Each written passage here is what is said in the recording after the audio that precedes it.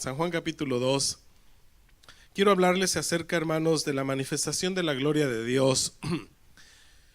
A veces nosotros utilizamos términos en la Biblia y fantaseamos mucho con ellos, sin conocer realmente el trasfondo y el objetivo. Y también está el otro extremo, que cuando no se sabe y se desconoce el verdadero sentido del propósito de Dios, se puede caer en doctrinas aberrantes. Y bueno, en el proceso vamos a ir viendo algunas cosas, pero quiero leerles ahí en San Juan capítulo 2. El escenario es Caná de Galilea, es una pequeña ciudad, hoy en día posesión de los palestinos. En esta ciudad usted la puede visitar hoy en día y puede visitar este lugar donde Jesús hizo el primer milagro que realizó cuando se presenta en escenarios públicos. Y la expresión bíblica San Juan capítulo 2 dice al tercer día. Es interesante, el tercer día es el martes, ¿verdad? Y el martes se hizo una boda. ¿Sabía usted que las bodas en Israel se realizan los martes y no los sábados ni los domingos? Contrario acá nosotros, ¿verdad? Los martes, ¿qué pasa, hermanos? No te cases ni te embarques. El martes es de mala suerte para nosotros. Para los judíos el martes es de buena suerte. Bueno, no es de buena suerte, no creemos en la buena suerte. El martes es el día de la creación, donde Jesús o donde Dios bendice doblemente ese día. Por eso los judíos se casan los martes, porque ellos quieren recibir la bendición de Dios en su matrimonio doblemente. Entonces, si usted decide casarse en martes, no crea en ese mal agüero, no hay ningún problema. Entonces, aquí el tercer día se hicieron unas bodas en Caná de Galilea, y estaba ahí la madre de Jesús, y fueron también invitados a las bodas Jesús y sus discípulos. Y faltando el vino, la madre dijo a Jesús: no tienen vino. Todos nosotros sabemos, estoy yendo en pequeños segmentos para hablarles de lo que pudiera ser un tema, de lo que pudiéramos ampliar en esta tarde, pero solamente estoy tocando pequeños segmentos para ver la profunda enseñanza que hay ahí. No tienen vino. Todos nosotros sabemos que el vino es una tipología del Espíritu Santo, ¿verdad? No os embriaguéis de vino, en el cual hay disolución, antes sed llenos del Espíritu Santo, en el cual pues no hay engaño, no hay mudanza ni sombra de variación. Entonces el vino es una tipología, es una representación del Espíritu Santo. Y cuando no hay vino, hermanos, en nuestra vida, estamos nosotros en serios problemas, porque se acaba la pasión de servir a Dios. No apaguéis el Espíritu Santo, le dijo el apóstol Pablo a Timoteo, con el cual fuiste sellado hasta el día de la redención. Bendito el Señor. Entonces, la ausencia de vino era un problema en esta boda. Y lo dice, y Jesús le dijo: y bueno, ¿y yo qué tengo que ver con este asunto? ¿Qué tienes conmigo, mujer? Aún no ha venido mi hora. Su madre dijo a los que servían: haced todo lo que os dijere. Qué bonito cuando la gente está dispuesta a obedecer a Jesús sin cuestionar. Y aunque no era el tiempo, de alguna manera, hermanos, la madre de Jesús lo introduce básicamente para que él se presente en su parte pública y inicie así su ministerio. Y estaban ahí 6 tinajas de piedra para agua, conforme al rito de la purificación de los judíos, en cada una de las cuales cabían 2 o 3 cántaros. Una cosa interesante que yo quiero mencionar aquí antes de avanzar es que las cantidades de tinajas que había y la cantidad que le cabía a cada tinaja eran ¿cuántas, hermanos? 6 tinajas de piedra para agua. Y en cada tinaja cabían 2 o 3 cántaros. Esta cantidad, si nosotros la multiplicamos por litros, son exactamente lo que una persona adulta tiene de líquidos en su cuerpo. Nosotros somos el 70 o el 80, dependiendo del peso de la persona, de líquido en nuestro cuerpo. Es muy importante que usted se hidrate, es muy importante que usted beba agua. porque es parte de la salud del cuerpo. Entonces, de entrada aquí ya nosotros tenemos algo muy importante.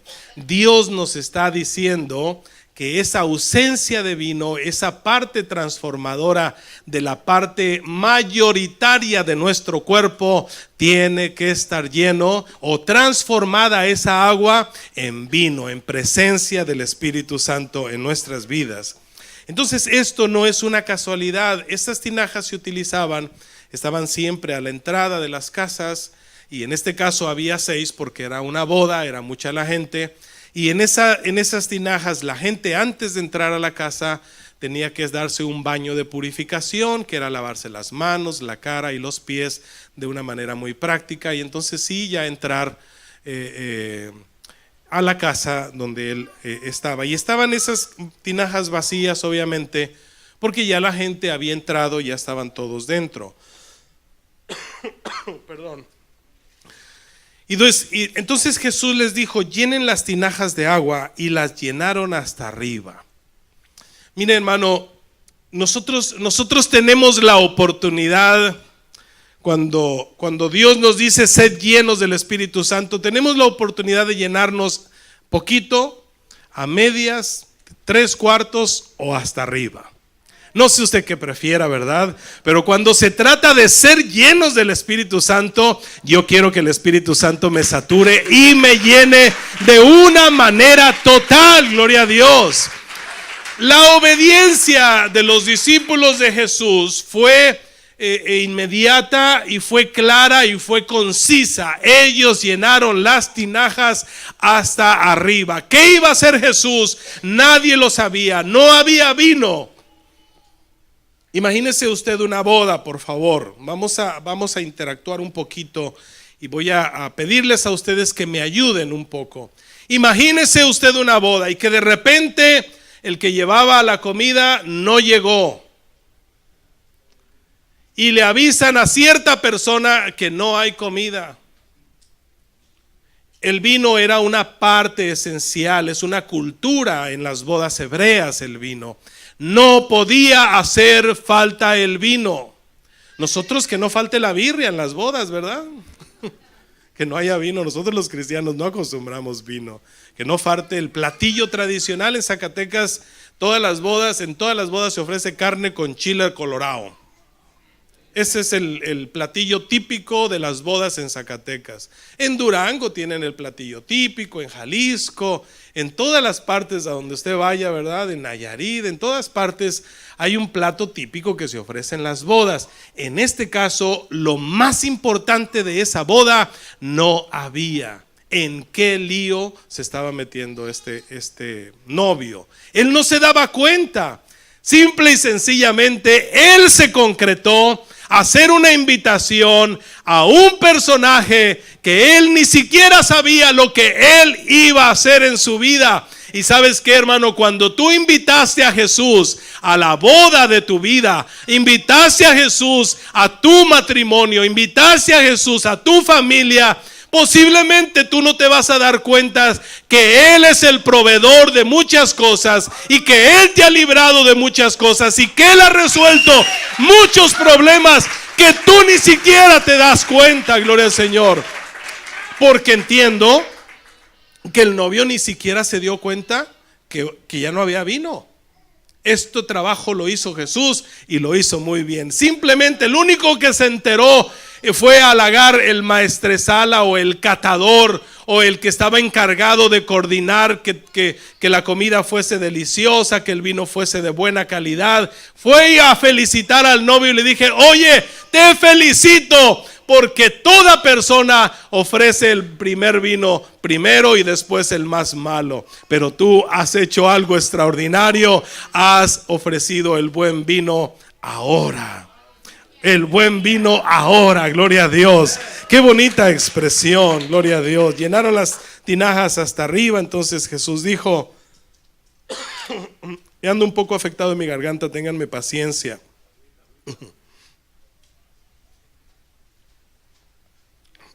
Mientras yo estoy aquí tranquilito, no me ponga nervioso. Alabe al Señor, diga gloria a Dios. pellizque a su vecino que está durmiéndose. Dígale, hey, ánimo, despiértate tú que duermes y te alumbrará Cristo. Bueno, Jesús dijo, saquen ahora y lleven al maestresala, y se lo llevaron. Y cuando el maestresala probó el agua hecha vino sin saber que de dónde era, aunque lo sabían los sirvientes que habían sacado el agua, llamó al esposo. ¿Cómo no llamó a Jesús? Qué interesante. ¿Cómo Jesús no dijo, hey, pues, ¿por qué vas con él? A mí es la gloria, a mí es la honra. ¿Sabes que Jesús no está interesado en que tú le des la gloria y la honra? No. Él no tiene necesidad de que tú lo alabes. Nosotros lo alabamos porque Él se merece que nosotros lo alabemos. Y es una expresión de nuestra gratitud, gloria a Dios. Pero Él no está angustiado, triste o desesperado porque tú no lo alabas. No. El maestresala, ni él fue a pelear con el maestresala. ¿Por qué vas con el novio? ¿Por qué no vienes a felicitarme a mí? Aunque debiera haberlo hecho primero y decirle, qué tremendo milagro has realizado, gloria al Señor. Pero no, hermanos, Jesucristo siempre querrá que tu adoración, que tu alabanza, que tu glorificación sea voluntaria. ¿Cuántos alaban el nombre del Señor Jesucristo? Aleluya. Todo hombre, le dice, verso 10, sirve el primer vino, y cuando le ha bebido mucho, entonces el inferior o el de menos calidad, mas tú has reservado el buen vino ahora. El buen vino ahora. Dios tiene reservado, hermanos, el mejor vino, no para mañana, no para el futuro. Dios ha reservado su Espíritu Santo para nosotros, porque nunca decayeron sus misericordias, porque son nuevas cada mañana, porque grande es su fidelidad. Ahora nosotros, hoy, en este momento, en esta hora, en este minuto, puedes disfrutar de ese buen vino que es la presencia del Espíritu Santo, el buen vino ahora, gloria a Dios. En el verso 11 nosotros encontramos una llave muy amplia que abre un candado y que destapa una caja digna de poder analizar y cuidar. Y dice, este principio de señales hizo Jesús en Caná de Galilea y, diga esta frase conmigo, manifestó su gloria. Manifestó su gloria, y sus discípulos creyeron en él. La manifestación de la gloria de Dios, hermanos, en el Antiguo Testamento, la gloria de Dios en el Antiguo Testamento se le conocía como el kabod, que era el peso o el poder de la gloria, peso de gloria, poder de gloria en su máxima expresión. Este peso de gloria o esta gloria de Dios manifestada en los seres humanos era una parte muy mística, porque había un principio establecido por Dios. El mismo Dios mencionó este asunto. Si ponen Isaías 45:15, Isaías 45 dice el profeta, tú eres un Dios que te escondes.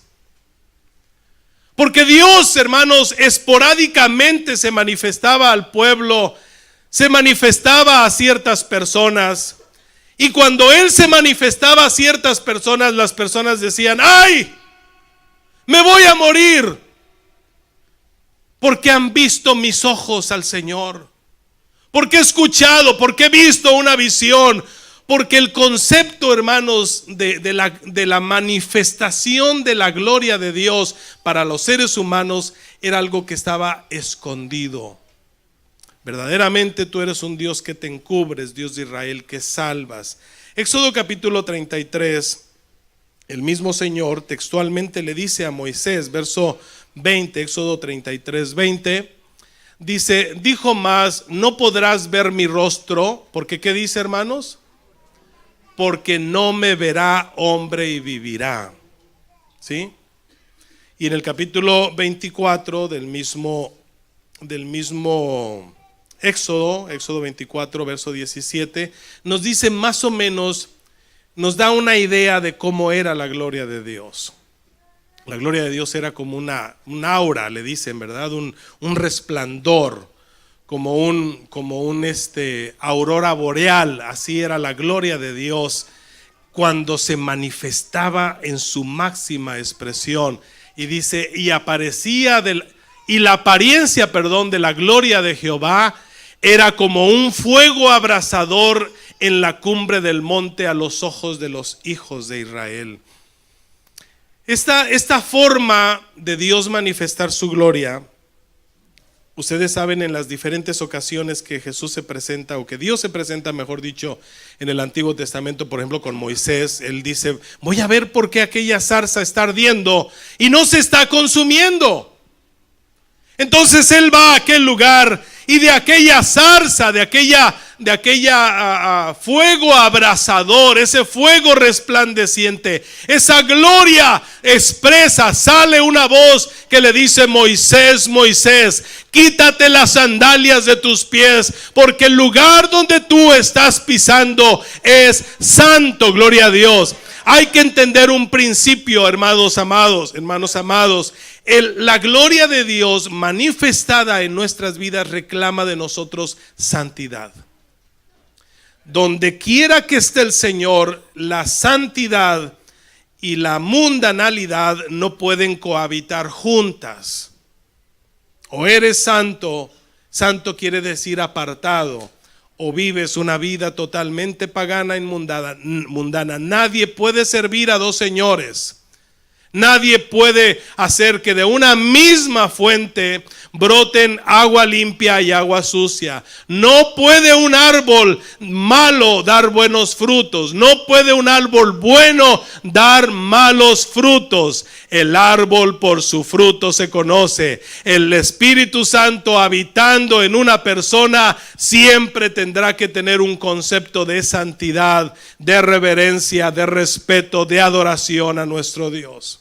Entonces la gloria de Dios manifestada en los hombres. Ustedes saben que cuando Moisés baja de aquel lugar, baja con un resplandor, al grado de que tuvo que ponerse un velo, porque era tan fuerte la cobertura de la gloria de Dios sobre Moisés. Esos 40 días y esas 40 noches que él estuvo con él, en el lapso de tiempo que le dictó las tablas de la ley, que el pueblo de Israel no podía mirarlo.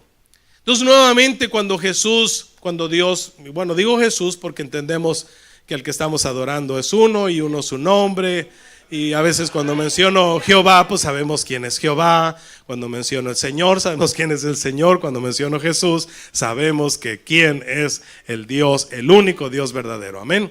Así que perdonen a veces la mala aplicación del término del Antiguo, del Nuevo Testamento, la manifestación de Dios. Pues bien, el punto aquí es, amados hermanos, es que la gloria de Dios, los seres humanos tenían un concepto de que no podían recibirla porque su naturaleza humana pecaminosa no podía hacerlos acercarse a ella, lo cual era cierto.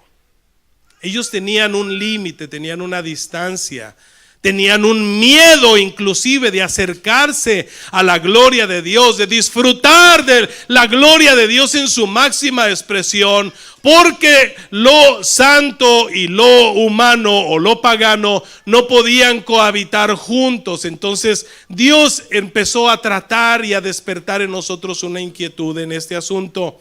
Y es importante que analicemos desde la perspectiva del Antiguo Testamento este proyecto. Por ejemplo, cuando Dios le aparece a Jeremías, ¿verdad? Y le dice, yo te voy a usar, desde que antes que estabas en el vientre te escogí, y yo te voy a usar para que seas un profeta. Y le dice, Señor, me voy a morir porque yo habito en un pueblo, soy inmundo de labios y habito en un pueblo inmundo de labios, y aún en esas condiciones yo he oído tu voz, me voy a morir. Y le dijo el Señor, no te vas a morir porque yo te he santificado. Y él ve esa visión cuando un carbón encendido del altar es quitado y es quemada su culpa y es quemado su pecado, lo que ha hecho la preciosa sangre de Jesucristo en nuestras vidas, y lo cual a nosotros nos ha dado el acceso de tener, hermanos, la oportunidad de disfrutar la gloria misma del Señor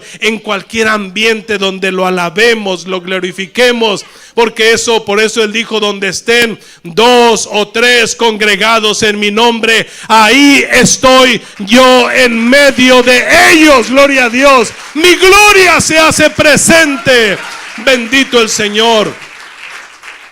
Pero ¿cómo es posible esto si soy pecador, si soy un inmundo, si soy un sucio?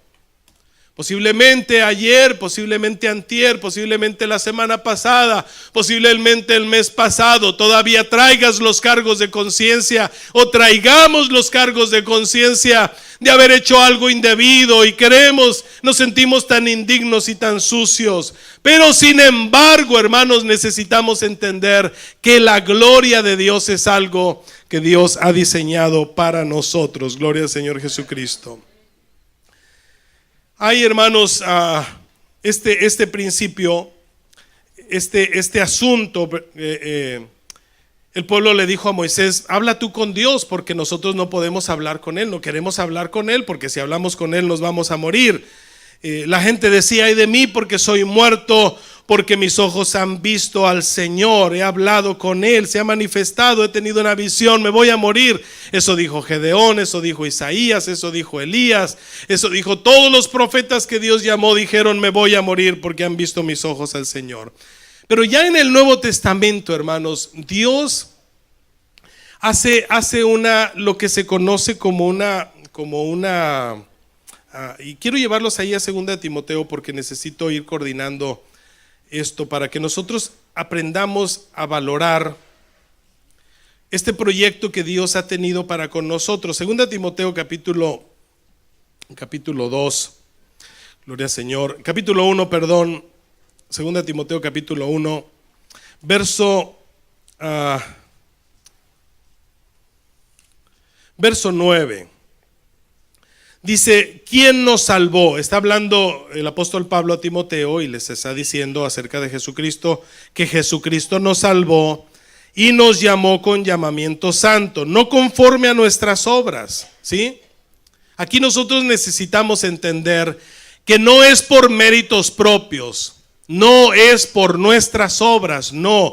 Tú no hiciste nada, yo no hice nada para estar recibiendo lo que yo estoy recibiendo de parte de mi Dios. Nos salvó, nos llamó no conforme a nuestras obras, sino según el propósito suyo y la gracia que nos fue dada en Cristo Jesús antes de los tiempos de los siglos.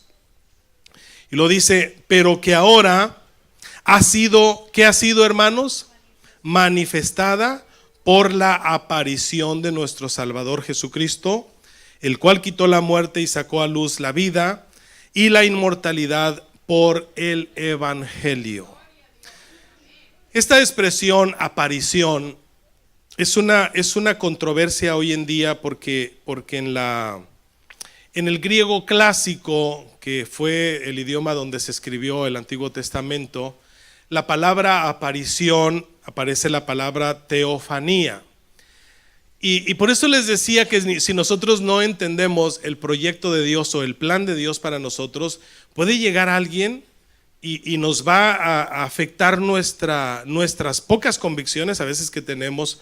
Porque ¿sabes qué, hermano? Yo he conocido no una ni dos personas, he conocido pastores con congregaciones que creen que esta aparición de Jesús no fue otra cosa sino una celebración al dios Zeus, y que de ahí viene el nombre Jesús, ¿verdad? Mucha gente, pastores con sus congregaciones, se han vuelto a lo que se conoce como el mesianismo judío. Y ahora pues traen una kipa y andan hablando de tantas cosas, ¿verdad?, que son tan aberrantes. Y bueno, yo quiero que aclaremos, porque este asunto de lo que es la teofanía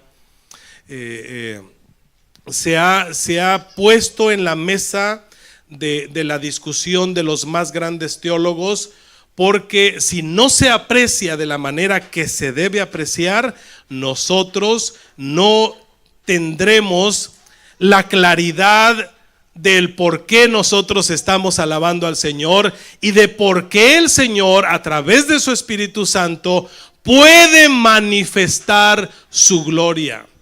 leímos el texto y este principio de milagros comenzó a hacer Jesús en Caná de Galilea y manifestó su gloria. Pues bien, esta frase, les decía yo, en el hebreo clásico es muy usada, la palabra teofanías, teo que quiere decir Dios y faneim que quiere decir aparecer o mostrarse. Para antes que apareciera Jesús, ya la fiesta de la teofanía, que era una fiesta que se hacía para dar inicio a la primavera y era dedicada al dios Delfos en la región de Delfos, y cuando se celebraba el inicio de la primavera sacaban la imagen del dios Zeus y se exhibía públicamente. Era una imagen, la imagen de Zeus estaba siempre oculta. Y cuando se celebraba la fiesta de la teofanía, que era en el principio de la primavera, entonces como la iglesia tradicional ha metido la fecha del nacimiento del Señor Jesucristo, de la teofanía del Señor Jesucristo, la ha metido en el inicio de la primavera, entonces se vuelve un problema porque muchos ignorantes piensan o dicen que ese Jesús no es otro sino el dios Zeus, y eso es aberrante, hermanos. Eso es un insulto al único y verdadero Dios, a la manifestación, a la aparición de nuestro Señor Jesucristo, que era un proyecto que estaba designado desde antes de la fundación del mundo, la manifestación de la gloria de Dios. En ese tiempo este fenómeno ha sido muy aceptado por la gente, porque la gente como que le gusta ese glamour, ¿verdad? Mire, de repente está o cierto grupo de personas y de repente sacan la peregrinación del Santito, ¿sí?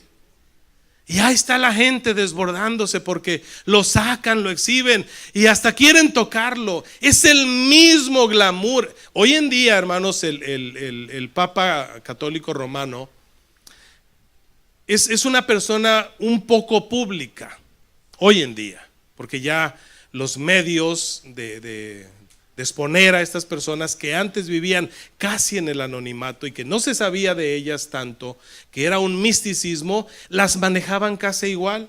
Entonces cuando un papa dice vamos a ir a México, no, hombre, hermanos, pues todavía no estoy diciendo nada que no suceda hoy en día, pero la gente cuando pasa el papa en el papamóvil, que es una estructura blindada, la gente al verlo, y se desmayan y lloran y muchos. ¿Por qué? Porque es el mismo glamour de la tendencia humana de no darse cuenta de que ninguna gloria tan maravillosa manifestada se puede comparar a la manifestación de la gloria de nuestro Señor Jesucristo. Gloria a Dios. En el pasado los papas eran gente oculta, salían, no sé, cada vez, no sé cuántas veces salgan ahí a la plataforma en la Basílica de San Pedro y dan su homilía, ¿verdad? ¿Cuándo lo hacen los que fueron católicos? ¿Cada semana? Diario, ¿verdad? Sí.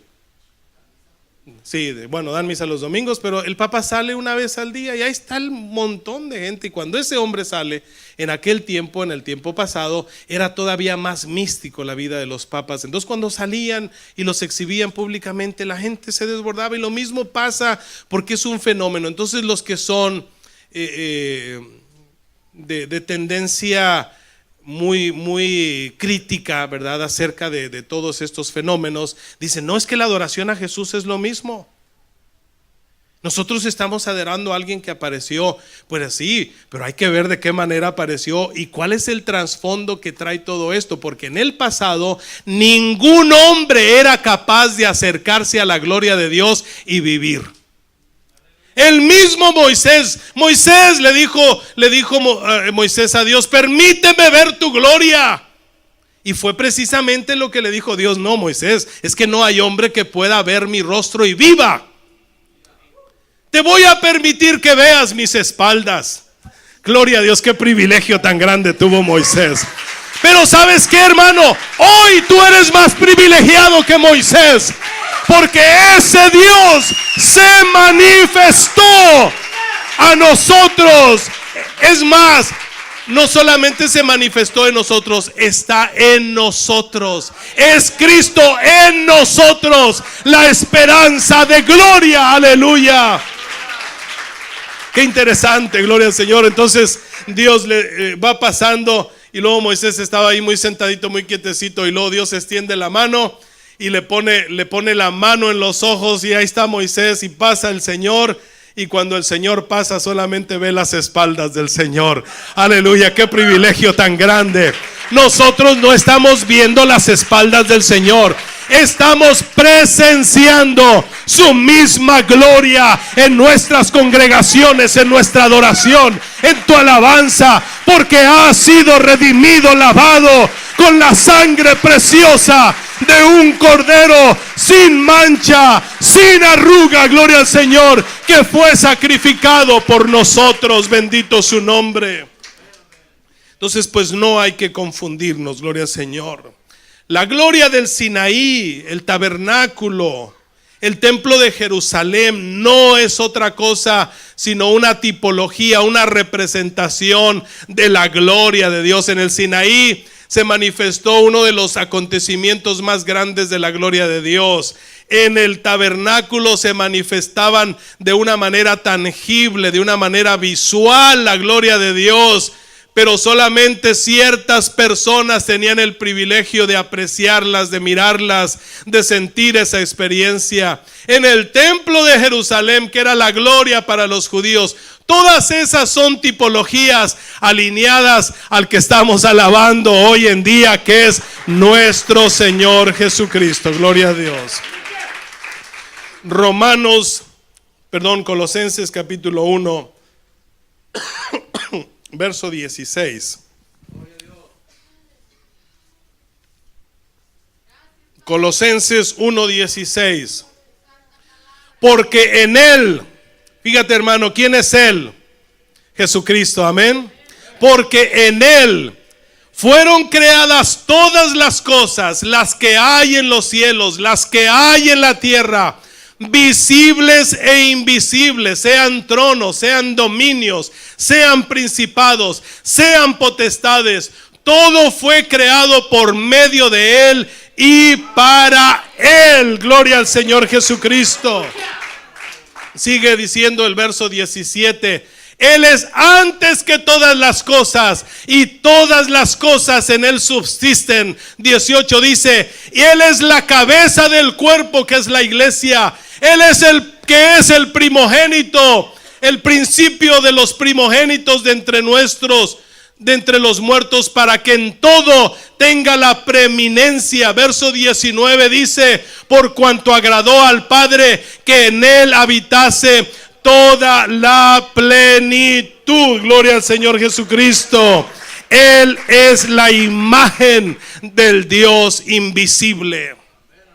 Él manifestó ese Dios que no era visible. A través de Jesucristo se hace visible, tangible, real, una verdadera teofanía en nosotros, en nuestra propia vida. Gloria al Señor Jesús.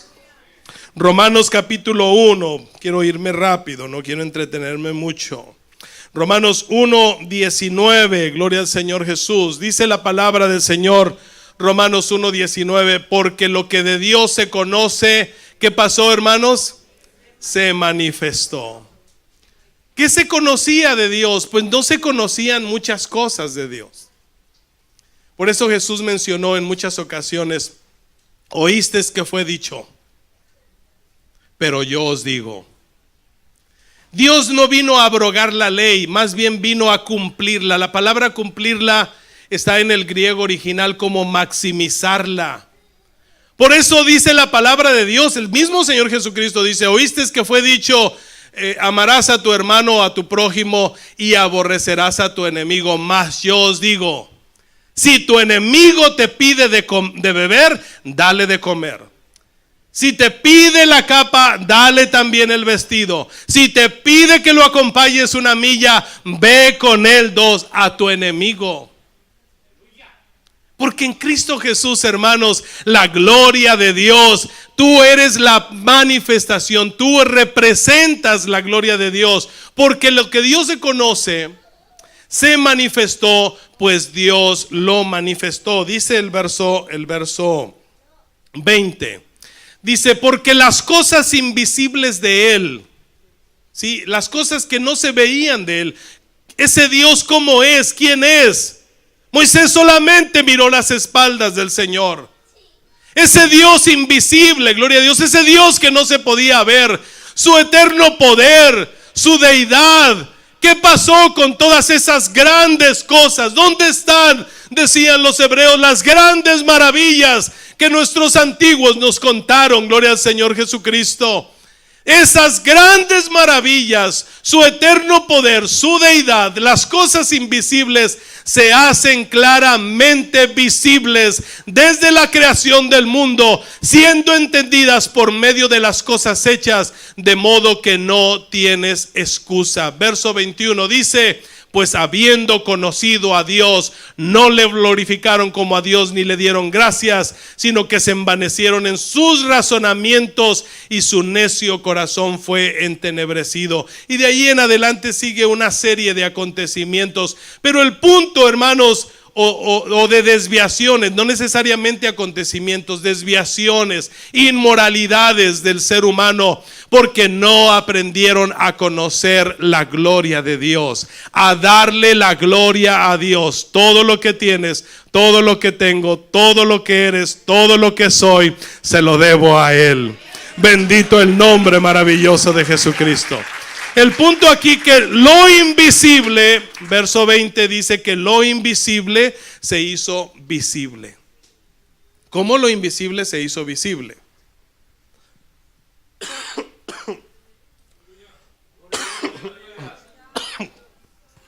Perdón.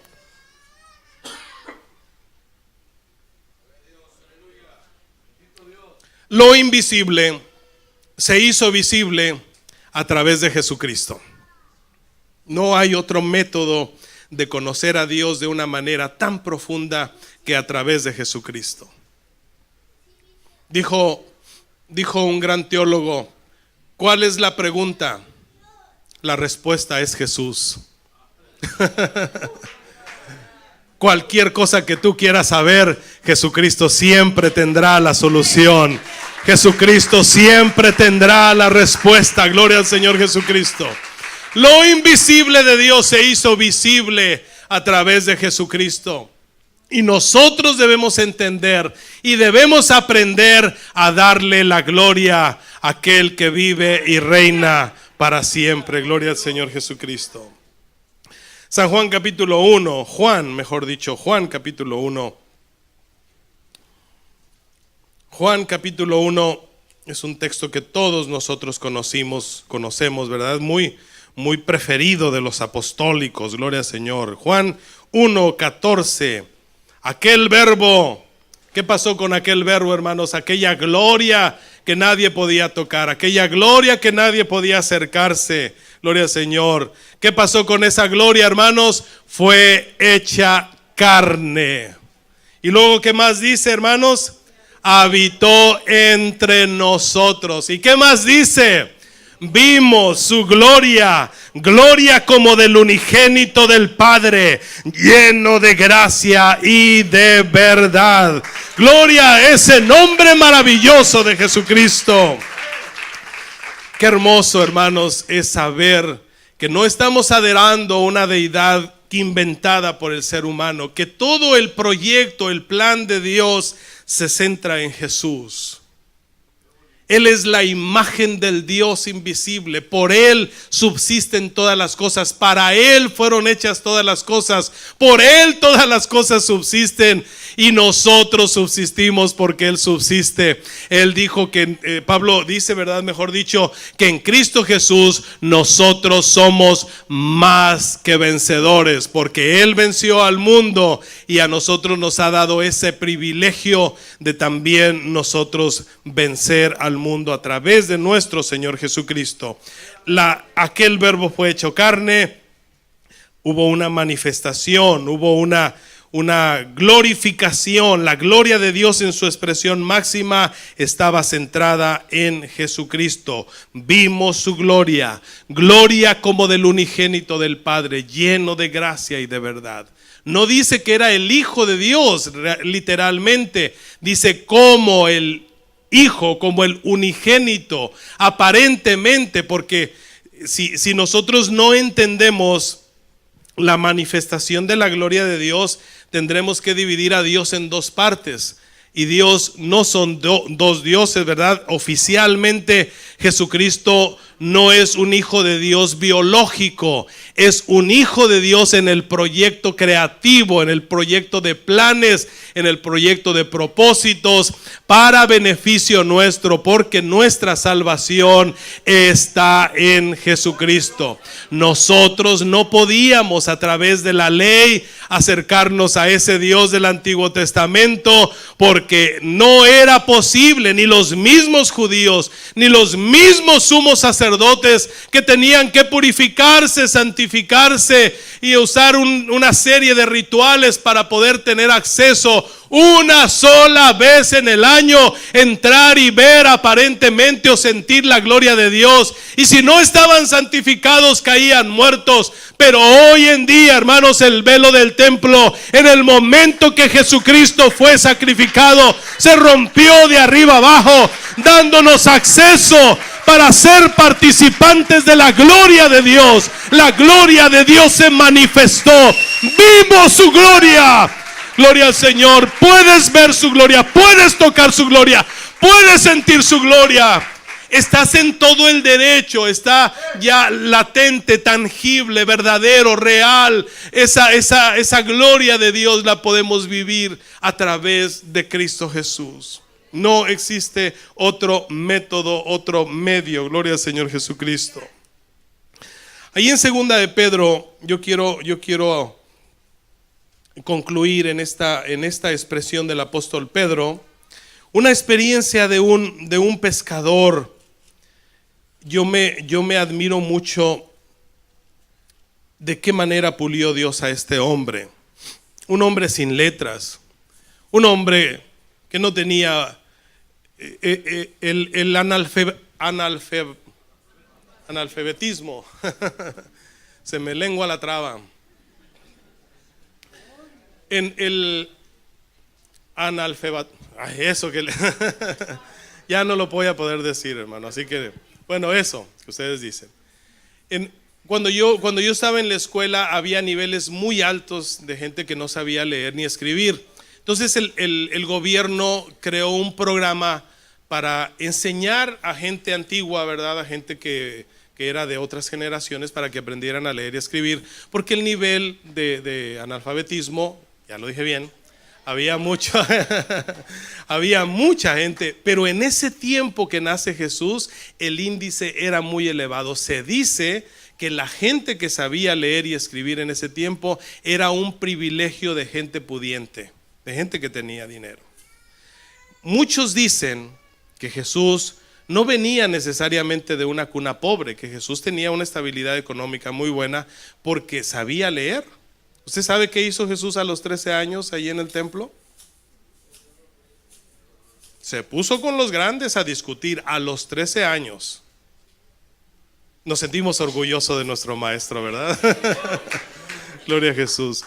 Pedro, hermanos, entra en ese plano de gente.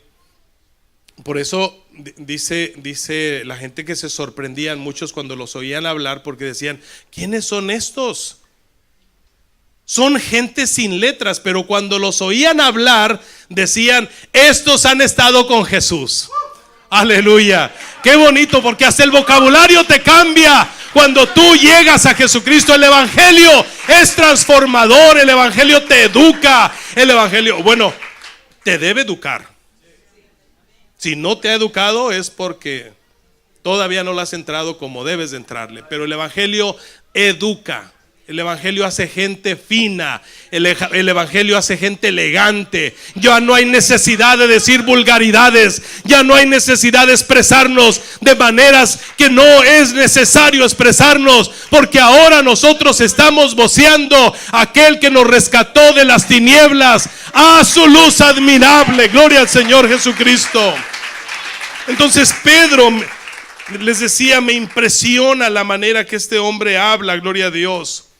Verso 3, segunda de Pedro capítulo 1, verso 3: como todas las cosas que pertenecen a la vida y a la piedad nos han sido dadas de su divino poder, mediante el conocimiento de aquel que nos llamó por su gloria y excelencia. Mire qué retórica de Pedro, hermano. Este no es pescador, no, señor. Este es un hombre lavado con la sangre de Cristo, y el Señor lo pulió, lo capacitó para que fuera un transmisor del evangelio, por medio de las cuales nos han sido dadas preciosas y grandísimas promesas, para que por ellas seáis participantes de la naturaleza divina, habiendo huido de la corrupción que hay en el mundo a causa de la concupiscencia.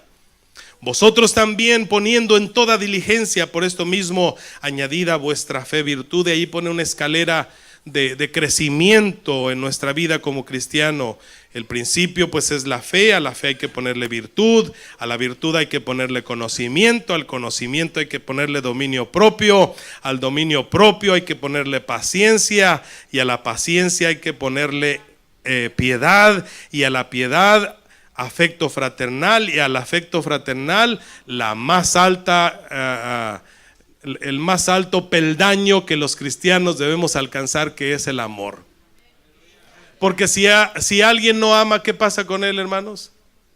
El que no ama, o le decimos a un niño que nos diga el texto. El que no ama no conoce a Dios. Entonces es un proceso gradual el crecimiento, y Pedro lo está diciendo, ¿verdad? De esta manera tan sabia, tan prudente, tan práctica, nos está diciendo cómo debemos ir creciendo cada día y avanzando, subiendo estos escalones hasta llegar al amor. Porque si estas cosas están en vosotros y abundan, no nos dejarán estar ociosos y sin frutos en cuanto al conocimiento de nuestro Señor Jesucristo. Quiero irme hasta el verso 16, 17 y 18, y ahí concluyo. Porque no nos hemos dado a conocer el poder de la venida de nuestro Señor Jesucristo siguiendo fábulas artificiosas. Mira, hermano, de qué manera el evangelio ha sido introducido en nosotros. Pedro está diciendo: porque no les hemos dado a conocer el poder y la venida de nuestro Señor Jesucristo, siguiendo fábulas artificiosas. Esto no es filosofía griega, esto no es cultura helénica, esto no es que vino de una mitología. No, viene de la misma gloria de Dios, el proyecto de Dios para nosotros. Sino que habiendo visto con nuestros propios ojos su majestad, cosa que antes en el Antiguo Testamento era imposible, ahora Pedro está diciendo de una manera humilde, está diciendo: nosotros somos mortales, humanos, pecadores, pero aún en esa condición, él está contando aquella ocasión del monte de la glorificación, así se le conoce a ese acontecimiento, cuando el Señor les dice: vamos a este monte, y subió con ellos Pedro, Jacobo y Juan, y cuando estaban ahí se transfiguró, aparecieron Moisés y Elías que hablaron con Jesús, y aparece y se escucha una voz: este es mi hijo, en él me complazco, a él óiganlo, aleluya. Y Pedro, impresionado por aquello, dijo: Señor, nos vamos a morir. Y el Señor les dijo: no teman, no se van a morir. Esto es la gloria de Dios manifestada a los hombres. Nosotros vimos su gloria. Aleluya, yo he visto su gloria. Yo he experimentado su gloria. En este momento estoy sintiendo su gloria, porque Él está en medio de nosotros como un poderoso gigante. Hemos visto su gloria, aleluya. habiendo visto con nuestros propios ojos su magnífica gloria, su magnífica majestad. Aleluya. Pues cuando él recibió de Dios Padre honra y gloria, le fue enviada de esa magnífica gloria, una voz que decía: este es mi Hijo amado, en el cual tengo complacencia. Y nosotros oímos esa voz enviada del cielo cuando estábamos con él en su santo monte. Termino con esto. Miren, hermanos, ese monte, la Biblia no registra cuál fue ese monte que Jesús se los llevó. No hay un registro. No hay un tour que te lleve cuando tú vas a Israel y que digan: este es el monte de la transfiguración. Por ahí a lo mejor agarran uno y lo inventan, pero la Biblia no registra cuál monte fue ni cómo se llamó. Simple y sencillamente era un monte secular, era un monte cualquiera, pero ese monte Dios lo escogió para manifestar su gloria. Y ese monte es una tipología del Sinaí, y ahí manifestó él su gloria, y ese monte se convierte en un monte de santidad. No era un monte santo antes, pero ahora Pedro lo ve desde ese principio, porque toda persona, todo hombre, toda mujer que ha experimentado la gloria de Dios sabe, entiende. Si alguna vez tú has sentido las caricias de Dios, si alguna vez el Espíritu Santo te ha tomado y has sentido la gloria de Dios en tu vida, tú tienes una responsabilidad. La responsabilidad de reconocer la santidad de Dios. La santidad de Dios, hermanos, tiene la capacidad de sacarte adelante en cualquier evento de tu vida. Nosotros vimos esa magnífica gloria, nosotros oímos esa voz cuando estábamos con él en su monte santo, el monte de su santidad. ¿Cómo subir al monte de su santidad? ¿Quién subirá al monte de su santidad? ¿Cuál monte? ¿Vamos a ir al monte Horeb? ¿Vamos a ir a ese monte en Jerusalén para experimentar la experiencia que tuvieron los apóstoles? No. Está hablando de tú mismo subir a la presencia de Dios, reconocer su gloria, reconocer su santidad, adorarlo, bendecirlo y glorificarlo, y decirle: Señor, aquí estoy, ayúdame a recibir siempre de parte de ti lo que tú tienes estructurado desde antes de la fundación del mundo. ¿Por qué no te pones de pie, por favor, en estos momentos? Y pasamos a este altar. Los que gusten hacerlo, vamos a orar al Señor.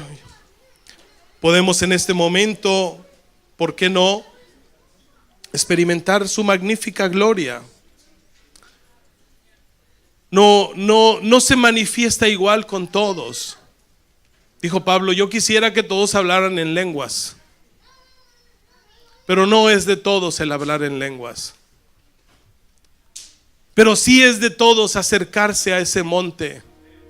Si es de todos subir al monte y buscar tener esa experiencia que tuvieron Pedro, Jacobo y Juan, y que en su confusión, en su buen deseo, tal vez la petición de Pedro era un tanto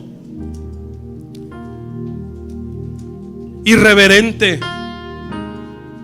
porque le dijo al Señor: Señor, hay que quedarnos aquí, vamos a hacer 3 pabellones. No sé si a ti te ha pasado, pero cuando nosotros estamos en la presencia del Señor, las horas se vuelven minutos o tal vez segundos, y no quisiéramos que el tiempo pasase porque estamos disfrutando de la gloria de Dios.